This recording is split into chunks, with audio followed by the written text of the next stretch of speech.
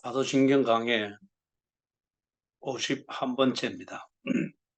요약.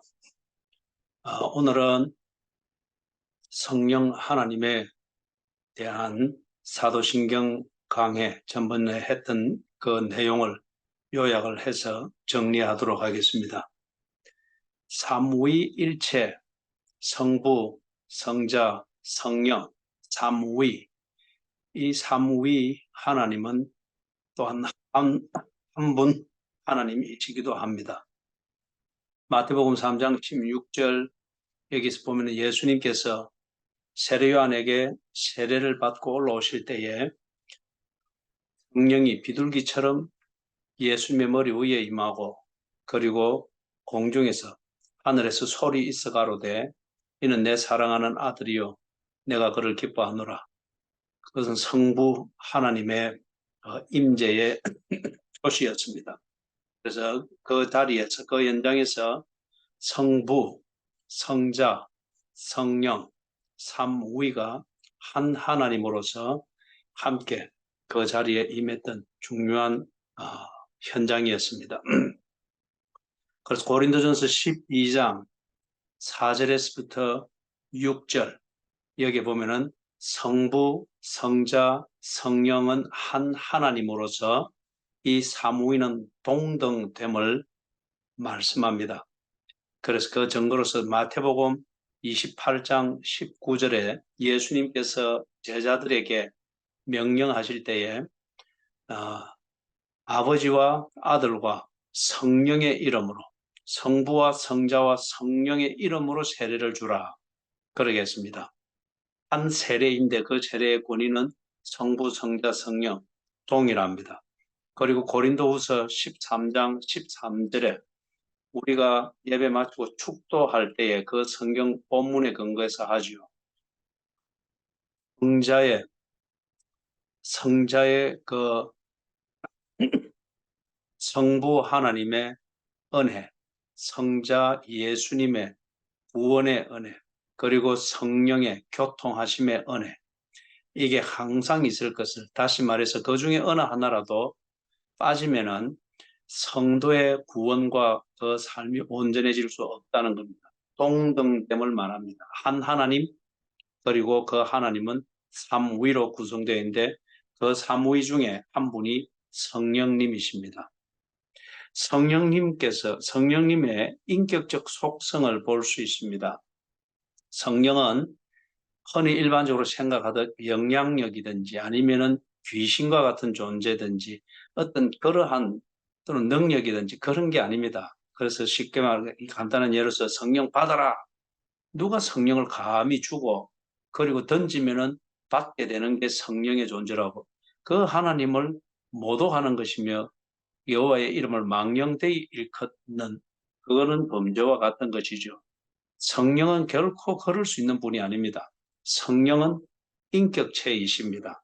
인격적 속성을 우리가 대표적으로 말할 때 의지와 지성과 또는 지각과 감정 이 세 가지 요소를 가지고서 인격의 그러한 것을 인격적 존재로서의 활동과 그 모든 행동을 하고 있는 것을 우리가 알 수 있지 않습니까? 그래서 성령님은 의지를 가지신 분입니다. 계획하시고 그 계획을 추진하시고 간절히 원하기도 하시고 또는 뒤에 가면 보지만 설파하시기도 하시고 그래서 계획하시고 추진하시고 간절히 원하시고 이건 의지의 문제죠. 고린도전서 12장 11절을 참고하십시오. 그리고 성령님은 지각을 가지고 지성적으로 활동하십니다. 고린도전서 2장 10절에서 12절, 요한복음 14장 26절. 다시 말해서 성령님은 옳고 그런 것을 판단하시고 먼저 해야 될 것, 나중에 해야 될 것을 판단하시고 필요한 것과 필요 없는 것을 판단하시고 그리고 목적에 맞도록 바르게 성령님은 운행하시고 활동하십니다. 지성이 있고 지각이 있다는 증거죠. 그리고 성령님은 감정이 있고 감정적 활동을 하시는 것을 봅니다. 예를 들면 에베소서 4장 30절에 바울이 에베소 교인들에게 권면할 때에 성령을 근심하게 하지 마라 했습니다. 성령을 근심하게 하지 마라. 다시 말하면 성령님은 감정적 요소를 가지고 계시고 활동하실 때에, 교제하실 때에 감정적 요소를 가지고 당신의 교제를 전달하시기도 한다는 겁니다. 성령님은 느끼고 기뻐하시기도 하고 슬퍼하시기도 하고 그리고 분노하시기도 하고 탄식하시기도 하고 성령님은 감정을 가지신 분입니다. 그래서 의지와 지각과 감정을 가지고 활동하시는 성령님인 것을 알 때에 그분은 인격적인 존재이십니다. 성령님은 개개인에게 은사를 주십니다. 은사를 주시는 목적은 교회를 채우기 위해서입니다. 다시 말해서 하나님의 자녀가 하나님의 통치를 받으면서 하나님과 온전한 교제를 누리도록 성숙되어 가는 것, 이게 교회이죠. 그리고 그 성숙되어 가는 게 교회가 세워져 간다는 거죠. 교회는 조직체로서의 어떤 그런 것을 말하는 그게 자체가 본질이 아니에요. 그것은 교회로 이름되어진 그 본질을 나타내고 본질이 성숙되고 기능을 하도록 없는 그런 도구이지, 그 조직체로서의 교회라는 이 공동체, 이 조직체 이 자체가 교회의 본질을 말하는 것은 아닙니다. 그래서 성령님께서 교회를 성숙시키고 세워가기 위해서 개개인에게 은사를 주신다. 이것은 하나님의 백성이 개인적으로든 그리고 하나님의 백성으로서의 공동체로서든 하나님과 온전한 교제를 누리면서 성도답게 자라가고 자기의 역할을 온전하게 하도록 하는 것. 그게 성령께서 은사를 주시는 목적입니다. 이걸 우리가 흔히 알기 쉬운 표현으로는 교회를 세우기 위해서 개개인에게 은사를 주신다, 이렇게 표현하는 것입니다. 이때의 은사는 달란트와 다릅니다. 달란트는 타고나는 것입니다. 그러나 은사는 성령님께서 개개인에게 주시는 것입니다. 그래서 이 은사, 성령이 주시는 은사를 통해서 개인의 영적이고 인격적인 성숙을 돕는 것입니다.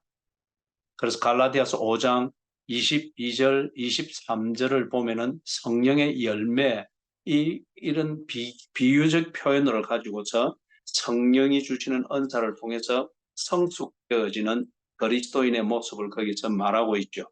이것은 달란트와는 다른 것입니다. 그리고 성령님은 하나님의 자녀들을 성화시키십니다. 즉 거룩하게 자라도록 하십니다. 그것을 위해서 성령님은 하나님의 자녀 안에 내재하십니다. 이때 내재한다는 이 말을 문자적으로 이해를 해서 우리의 심장인가 아니면은 뭐 우리의 어떤 뭐 간에 있나 아니면은 뭐 배에 있나 그런 게 아닙니다. 그리고 그 성령 내재하시는 성령님을 찾으려고 MRI 찍고 엑스레이 찍고 그 자체가 이걸 오해를 하고 있는 겁니다. 성령이 하나님의 자녀와 함께 하고 계시다. 함께 하고 계신데 그분은 우리의 외관만 관장하되 우리의 영혼, 정신세계 이것에 대해서는 성령님이 개입할 수 없는 그런 거예요. 이것이 그렇지 않다고 하는 것을 말하는 것이 내재하신다는 이 의미입니다.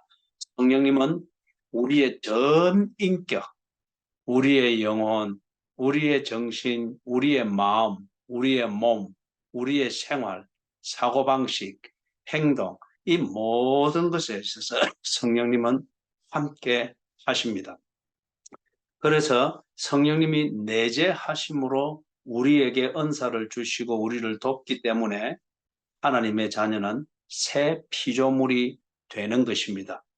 그래서 이 표현에 대해서는 우리가 영으로 산다. 그래서 고린도전서 6장 9절에서부터 11절에 이 부분을 바울이 강조해서 이 말을 하고 있습니다. 우리의 외관만 바뀌는 것. 그것은 이 세상에서 통하는 도덕으로도 꾸밀 수 있습니다. 그러나 안이 바뀌지 않았기 때문에 그것들은 굉장히 위선적이 되는 것이죠. 그런데 성령이 내재하심으로 말미암아 우리의 외관뿐만 아니라 인격뿐만 아니라 우리의 성품까지 영혼까지 하나님과의 관계 안에서 교제하기에 딱 존재론적으로 합당하고 실제적으로 성숙되어져 가기 때문에 새 피조물이다. 그렇게 부르는 겁니다.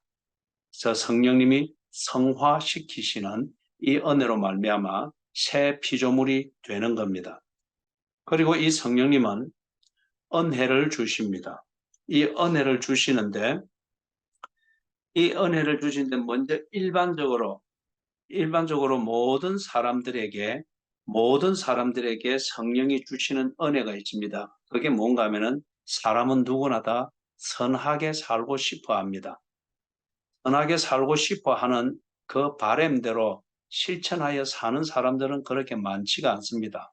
혹 실천하여 산다 할지라도 마음먹은 만큼 살아내는 사람은 더더욱이나 많지 않습니다. 그렇기 때문에 인간은 괴로워하기도 하고 반성하기도 하고 자책하기도 하고 뭔가 성숙을 위해서 나름대로 노력하기도 하죠. 그러나 그 길이 무언가는 모릅니다. 왜냐하면 성령께서 선하게 살고자 하는 마음을 주시는 이 은혜를 그들이 온몸으로 존재적으로 느끼면서도 그게 하나님이 주시는 것이다. 그리고 하나님의 부르심이다. 여기까지는 모르는 겁니다. 그러나 분명한 것은 성령님께서 사람들에게 선하게 살고자 하는 마음을 주십니다. 그 다음에 성령님께서 은혜를 주시는 두 번째 차원은 뭔가 하면은 언약을 지키시려고 하십니다. 맺어진 언약, 약속을 보증하는 게 언약이지 않습니까? 그래서 이 언약대로 성령이 언약을 파기하지 않습니다. 오히려 그 언약을 지키려고 합니다. 사람은 그 언약을 잊고 파기하는 행동을 서슴없이 하나 성령께서는 그 언약에 근거해서 그 사람을 붙들어 주시고 언약으로 보증되어진 약속을 지키고 약속이 성취되는 자리에 머물도록 도와주십니다. 이게 언약을 지키시는 성령님의 은혜이죠.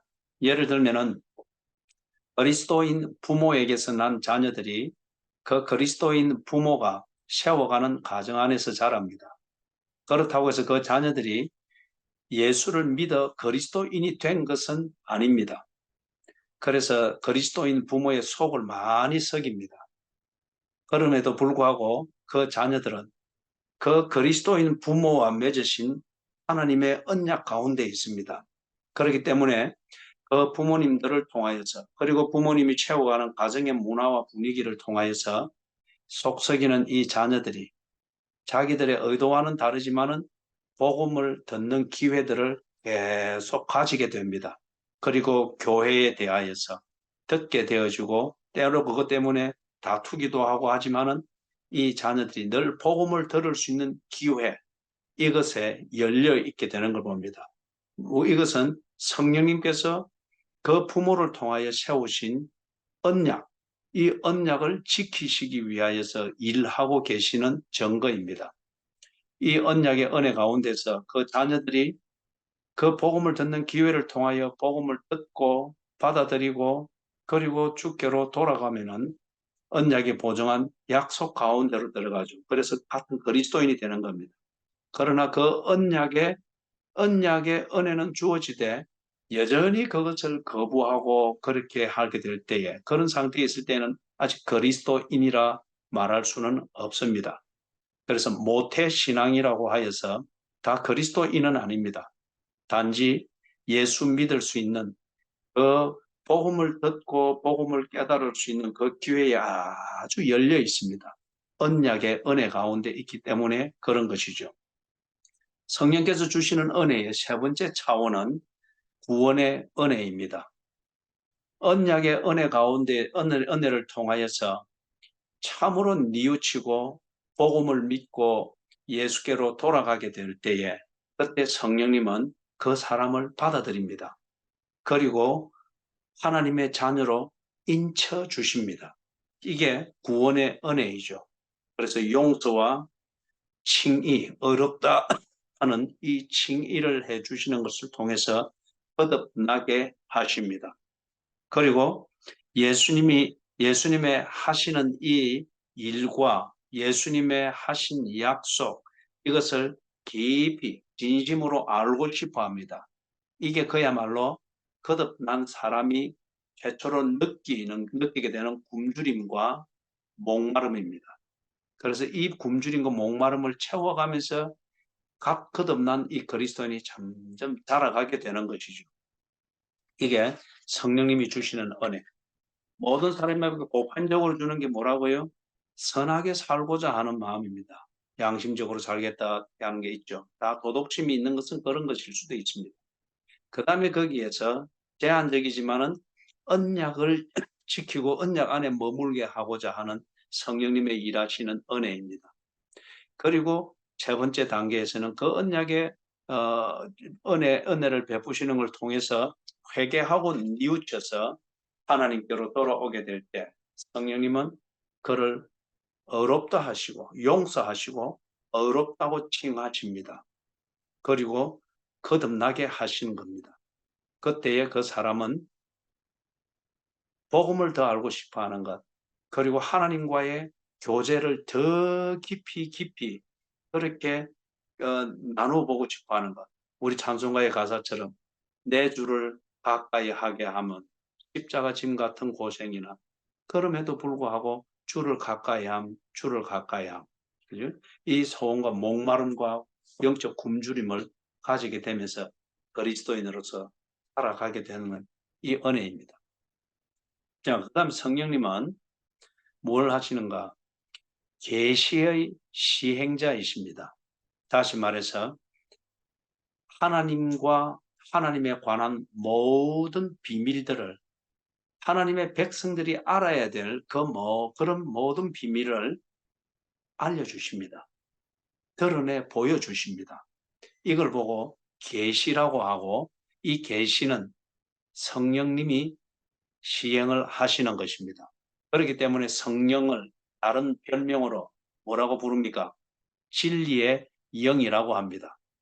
요한복음 14장 17절, 15장 26절, 16장 13절 보면은 성령님을 진리의 영이다. 왜냐? 하나님의 백성이 알아야 될, 하나님과 교제함에 있어서 하나님의 백성이 반드시 알아야 될 하나님에 관한 비밀을 알려주고 드러내 보여주고, 이걸 누가 하느냐? 성령님이 하신다는 겁니다. 이걸 보고 우리는 계시라고 그렇게 합니다. 이 계시가 두 가지 차원으로 나누어집니다. 성령님이 하시는 이 계시가 두 가지 차원에서 이루어지는데, 하나는 일반 계시입니다. 다른 하나는 특별 계시입니다. 일반 계시는 자연의 현상과 일상생활의 다양한 그 사건들을 통하여서 하나님이라는 이 신이 존재하고 그 신의 능력이 어떠하며 그 위험이 얼마만한가를 사람들이 느끼고 새겨질 수밖에 없도록 그렇게 성령님이 작용하십니다.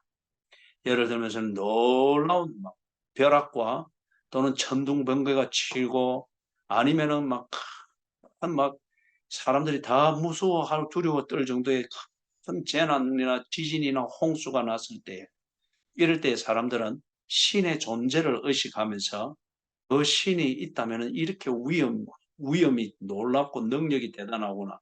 그래서 두려워 떨기도 하고 막 신을 찾을까 그렇게 막 공황에 빠지기도 하고 그렇게 하죠.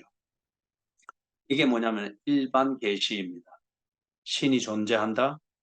신은 정말 능력이 엄청나다. 그리고 신의 위험은 놀랍다. 그것을 느끼되 그 구체적인 게 무언가에 대해서는 모릅니다. 예? 그래서 그걸 느낄 때에 어떤 사람들은 그 느낌과 그 감정과 놀라움과 지울 수 없는 그 기억, 이것을 가지고서 그 내용을 알아보려고 한 걸음 더 들어갑니다. 이제 그게 일반 계시를 통한 부르심이죠. 그런데 대부분의 사람들은 그런 게 있을 때 어떤 사람은 신기해하고, 어떤 사람은 놀라고, 어떤 사람은 그 순간만큼 두려워 벌벌 떨면서 신이여 살려주소서 그리 하는데, 그러나 그거 지나면은 없습니다. 예? 왜냐? 그 실체를 모르기 때문에 그렇습니다. 예? 그래서 이 일반 계시는 모든 사람들에게 열려 있습니다. 모든 사람들에게. 그래서 사람들은 전부 다 신의 존재를 믿습니다.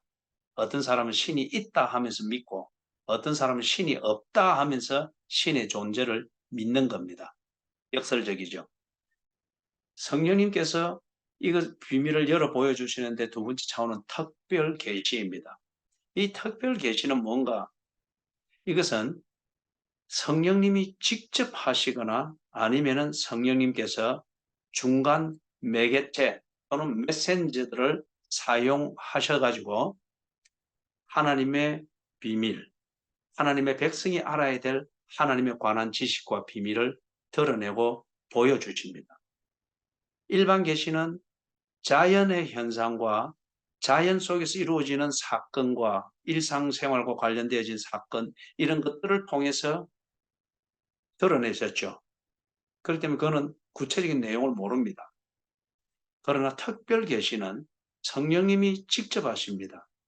아니면은 성령님께서 매개체 아니면은 메신저들을 중간 매개체나 메신저들을 사용해 가지고 이 계시를 전달하십니다. 그렇게 해서 하나님이 존재하시는 그분은 하나님이시다. 그리고 그 하나님은 어떤 본성을 가지고 계시는 분인지, 그래서 귀신과 같은 존재로 그렇게 막 착각하거나 그렇게 단정하지 못하도록 분명하게 드러내 보여주십니다. 그리고 하나님은 멀리 천왕성처럼 멀리 있는 분이 아니라 하나님은 언제나 우리 가운데 계신다. 우리와 함께 하신다. 그리고 하나님은 당신의 뜻을 따라서 일하고 계신다. 그리고 하나님이 가진 목적이 뭔지, 그분의 뜻이 무엇인지, 이건 이와 같은 기본적인 내용을 드러내 보여주십니다. 자세하게 알게 되도록 드러내 보여주십니다. 그런데 이거는 모든 사람들에게 열려 있는 것이 아니고 제한된 사람들에게 이 계시가 열려 있습니다. 그래서 성령님이 이럴 때 쓰는 그 매개체 또는 메신저들은 예를 들면은 선지자들, 메신저들이죠. 또는 꿈, 환상, 아니면은 천사를 보내서, 아니면은 어떤 특별한 현상, 이런 것들 성경에도 여러 예들이 많이 나오죠. 이걸 통하여서 신이 있다면 이 신은 하나님이구나. 성경에서 말하는 그 하나님이구나. 하나님은 이런 분이시구나. 하나님은 우상을 만들어서 인간이 마음대로 만들고 마음대로 조작할 수 있는 그런 존재가 아니구나. 하나님께는 이 자연의 위대함과 자연의 웅장함, 이것을 하나님이 만드셨구나. 그리고 이 웅장하고 위대한 자연의 이 놀라움은 곧 하나님의 능력과 위엄을 나타내는 그러한 하나의 거울과 같은 것이고, 그런 어떤 피조물이구나. 이걸 알게 하십니다. 그래서 하나님을 향해서 경탄하게 하고 하나님을 경배하게 하고 하나님 앞에 머리를 숙이게 만드는 것이죠. 그리고 여기서 중요한 거 한 가지는 성령님이 이럴 때에 특별히 이것을 기록하게 하게 되었습니다. 선지자들에게 또는 사도들에게, 특별한 사람에게 하나님이 하시는 일, 그리고 하나님이 계획하신 것, 하나님께서 그 뜻을 이루기 위해서 자연을 어떻게 썼는지, 역사에 어떻게 개입했는지, 그 역사가 어떻게 움직여갔는지, 역사를 주관하시는 하나님을 알려주기 위해서 그 역사적인 그 특별한 사건의 어떤 부분을 기록하게 합니다. 우리가 이렇게 기록된 걸 보고 성경이라고 합니다. 그래서 모든 성경은 하나님의 감동으로 기록된 것으로, 그럴 때에 그 하나님은 성령 하나님을 말하는 것이죠. 그리고 베드로전서 1장에서도 성령의 감동하심으로 기록된 성경인 것을 거기서도 말을 하고 있습니다. 그래서 특별한 계시를 제한된 사람들에게 드러내시는데 그때의 성령님이 드러내시는 그 계시 이것을 기록하게 함으로 보다 분명하게 드러내고 아주 확정적으로 그렇게 이해하고 깨달을 수 있도록 은혜를 베푸셨습니다.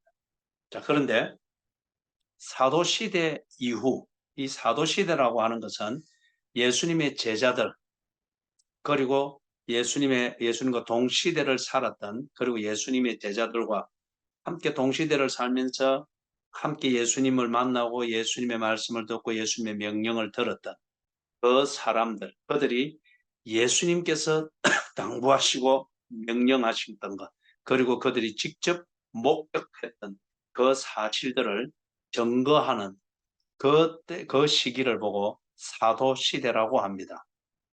예수의 제자들이 주축이 되었죠. 그렇게 해서 이들이 목격했던 사실 그리고 선지자들이 증거했던 대로 예수께서 이루시고 완성했던 것이다 하는 것을 정리한 이것을 기록했습니다. 증거하면서 이것을 또한 기록했습니다. 자, 그런데 이때 사도들이 기록한 것을 보고 우리는 신약 성경이라고 합니다. 그리고 그 앞에 선지자들이 기록했던 그 성경을 보고 우리는 구약 성경이라고 합니다. 그래서 사도들이 기록을 할 때 선지자들이 예언했던 구약에 기록된 모든 메시아에 대한 예언이 예수로 말미암아 다 성취되었다 하는 이것을 증거했습니다. 그리고 그것을 기록했습니다. 그게 신약 성경입니다. 그러고 난 다음에 더 이상 성경은 기록되지 않았습니다. 왜냐하면 기록되어야 될 내용이 다 기록되었고 완성되었기 때문에 이제는 그 기록되어진 것이 알려지고 증거되어지고 하는 이게 이제 필요한 일이죠. 그래서 사도시대 이후부터는 성경이 기록되지 아니했습니다. 반면에 기록되어진 성경을 통해서 성령님은 계시하셨습니다. 기록되어진 성경을 통해서 하나님은 누구이시며 무슨 일을 하셨으며 무엇을 약속하셨으며 그 약속을 어떻게 이루어 오셨는지 그리고 신약 성경을 통해서 그 하나님이 하신 약속이 예수를 통하여서 완성되어진 것을 세세하게 보여주고 증거했습니다. 이것이 기록이 다 되어진 내용을 가지고서 성령님은 성경을 읽게 하고 듣게 하고 공부하게 하고 연구하게 하고 이런 것을 통해서 똑같이 하나님의 존재와 하나님의 본성과 하나님의 하시는 일과 하나님의 계획과 하나님의 뜻, 하나님의 은혜의 본질이 무엇인가를 똑같이 증거하고 했습니다. 이게 이제 계시죠. 그래서 성경이 계시에 성령님이 계시하시는 도구가 된 것입니다. 마지막으로 그래서 성령님은 성경을 통해서 이제는 우리에게 여전히 계시하시는데 이 성경의 내용을 우리가 이해하고 깨닫고 알 수 있도록 조명해 주십니다. 그리고 내적 확신을 하게 해 주십니다. 자, 조명하시고 내적 확신을 하게 해 주신다. 말이 조금 어렵습니다만은 간단하게 설명을 하면은 조명을 해 주신다. 자, 이것은 예를 들면은 마태복음 16장 16절 17절 잘 아시는 말씀이죠. 예수님께서 제자들에게 물었죠. 사람들이 나를 누구로 아느냐? 그러니까 제자들이 대답하기를 엘리야라고 합니다. 또는 모세라고 합니다. 뭐 선지자 중에 한 명이 살아났다고 합니다. 그렇게 합니다. 이게 사람들이 전혀 예수님에 대해서 이해를 못하고 있습니다. 알지 못하고 있습니다. 자기 생각대로 알고 있습니다. 이게 아주 캄캄한 거죠. 그런데 베드로가 예수님이 제자들한테 너희들은 나를 누구라 하느냐? 그러니까 베드로가 딱 대표적으로 대답을 하죠. 그게 마태복음 16장 그리고 16장 16절 17절입니다. 주는 그리스도시요 살아계신 하나님의 아들입니다. 그때 예수님이 대답할 때 그 대답을 듣고 참 잘된 대답이다 말이에요. 그래서 베드로에게 예수님이 하시는 말씀이 이것을 네게 알게 한 이는 혈육도 아니고 학교에서 배운 지식도 아니고 그것 논리적으로 터득된 것도 아니다. 이것을 네게 알게 한 이는 성령님이라는 거죠. 네? 자, 그래서 베드로가 예수님이 누구인지 점점 알아가게 되었습니다. 그리고 점점 알아가면서 꼭 예수의 본질을 알아야 될 그 지점으로 다가가게 됐습니다. 점점 예수의 본질에 대해서 이해하고 깨닫게 되어지는 이게 보고 뭡니까? 환해지는 거죠. 어두운 방 안에서 커튼을 조금씩 열면은 빛이 조금씩 들어와서 환해져서 이제는 안 보이던 게 보이고 물건이 보이고 이렇게 하듯이 예수님에 대해서 본질에 보는 것에서 환해집니다. 반면에 사람들은 예수님을 보는 빛이 전혀 없습니다. 그렇기 때문에 예수라고 하는 경험은 하지만은 예수에 대한 깨달음과 이해는 늘 지 방식대로 한 거예요. 그래서 엘리야다, 무슨 귀신이다, 뭐 위대한 선지자가 살아났다, 뭐 지 방식대로. 왜냐면 예수가 있기는 있는데 누군지 이해가 안 되니까. 그래서 그게 어둡단 말이에요. 근데 베드로는 점점 알아갔습니다. 왜냐면 점점 예수에 대해서 밝아졌단 말이에요. 안해지고 밝아지니까 그래서 이 밝아지는 걸 통해서 예수, 함께 있는 예수, 이분의 본질이 뭐지? 거기에 대해서 베드로가 이해를 하게 된 겁니다. 깨닫게 된 겁니다. 알게 된 겁니다. 예? 주는 그리스도시요 살아계신 하나님의 아들입니다. 그렇다고 해서 정확하게 알았지만은 믿는 것은 아닙니다. 아직 믿는 것이 뭔지가. 이게 뭐냐면 내적 확신입니다. 내적 확신에 베드로가 아직 이 단계에서 거기까지 이르지는 못했어요. 알기는 바로 알았습니다. 그러나 내적 확신, 즉 믿음에 이르지는 못했습니다. 자, 그래서 성령님께서 이 조명의 주심과 함께 내적 확신에 이르도록 성령님께서 끌어주십니다. 요 내적 확신이 무엇인가 이걸 이해하기 위해서 우리가 간단한 예를 들면은 강류 붙는 여인 있죠. 그 여인은 그 동네에서 못난 죄인이다. 그러면 되게 이제 장녀였다고 봅니다. 그런데 그렇기 때문에 이 여인이 예수님을 논리적으로 잘 파악해서 그렇게 해서 납득이 됐기 때문에 예수님께 와서 그 향유를 들어붓고 사랑을 고백. 그게 아니죠. 그 여자는 향유 붓는 여인은 결코 자기의 지성을 일깨울 수 있는 지적 훈련을 받았고 뭐 그런 그게 조명함이 없을 겁니다. 그럼에도 불구하고 이 여인은 많은 사람들이 그 자리에 있는 사람들이 자기를 비웃고 죄인이라고 무시하고 막 그렇게 하는데도 불구하고 예수님을 향하여서 나아가서 그리고 향유 300데나리온에 해당되는 향유를 붓고 그리고 눈물로 발을 적시며 머리를 풀어서 그 머리털로 예수님의 발을 닦았다고 합니다. 이게 비이성적인 행동인지는 모르나 그러나 분명한 것은 예수를 향한 그 여인의 진심입니다. 정말 예수님을 진심으로 존경하고 예배하고 높이고 사랑하는 그 여인의 진심을 다한 표현입니다. 그래서 사람들은 그걸 보면서 자기한테 찾아오는 손님들 분위기 잡을 때 하는 그 행동을 여기서도 하고 있구만 이런 식으로 비아냥거릴 때 예수님은 그 여인의 진심을 알고 그 사랑의 고백을 알고 예수의 본성을 이 여인이 직관적으로 깨닫고 그 모든 감정으로 여인의 그 감정으로 진심을 다해 표현하고 있지 않습니까? 예수님은 그걸 아는 겁니다. 그걸 본 겁니다. 그래서 모든 사람들이 비난하고 황당해하는 가운데에서도 예수님은 그 여인을 보호했습니다. 그리고 그 여인의 그 행동, 그 고백적인 행동을, 그 가치를 받아주었고 높여주었습니다. 여인은 내적 확신에 이른 겁니다. 배웠기 때문에가 아니고 똑똑했기 때문에가 아니고 그녀의 이때의 당시는 그 여인의 직관과 감정입니다. 이것을 통해서 예수님을 그렇게 고백하고 높이고 경배하고 사랑하는 겁니다. 성령님의 도우시는 은혜, 즉 내적 확신에 이르게 하시는 그 은혜 때문이죠. 그래서 성령님께서 하시는 이 두 가지의 일, 하나는 조명해 주신다.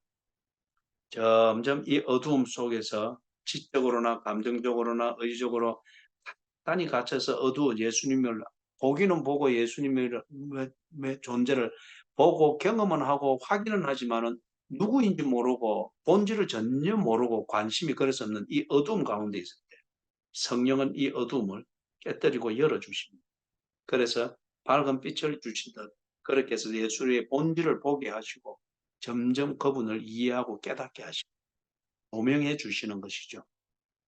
그 다음에 다른 한쪽은 내적 확신에 이르게 합니다. 지식이 모자라고 또는 감정이 뒤틀어져 있고 의지가 나약해지고 쇠하여져 있다. 그것 때문에 내가 내적 확신을 가질 수가 없다. 그러나 성령님께서는 우리로 하여금 고장난 그 어느 부분을 열어주십니다. 조명해 주시는 것을 통하여서. 그리고 내적 확신에 이르도록 지식이 모자라면은 감정 그리고 우리의 의지가 약하면은 우리의 분명한 지식의 지성의 확신을 가지고 그리고 감정의 열정으로 다가가게 하시죠. 그래서 내적 확신에 이르게 하셔서 예수 그리스도의 그 구원의 복음 그것을 이르게 하신다는 이게 성령님이 하시는 일입니다. 오늘은 성령님에 대해서 배웠던 것을 요약했습니다. 다음 시간에는 교회에 대해서 이렇게 요약하여서 또 정리를 하도록 하겠습니다.